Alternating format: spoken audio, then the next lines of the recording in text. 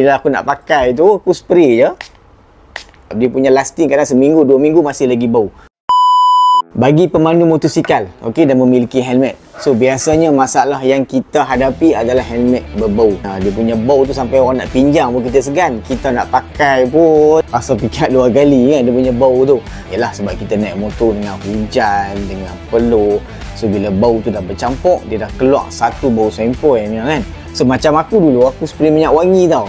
Tapi memang tak boleh, hampa jangan buat. Sebab bila spray minyak wangi, dia punya bau lagi busuk. Dia akan keluar satu bau macam mana tak tahu. Kadang-kadang aku basuh juga. Basuh ni masalah dia pula. Bila dia tak cukup kering, dia masam juga.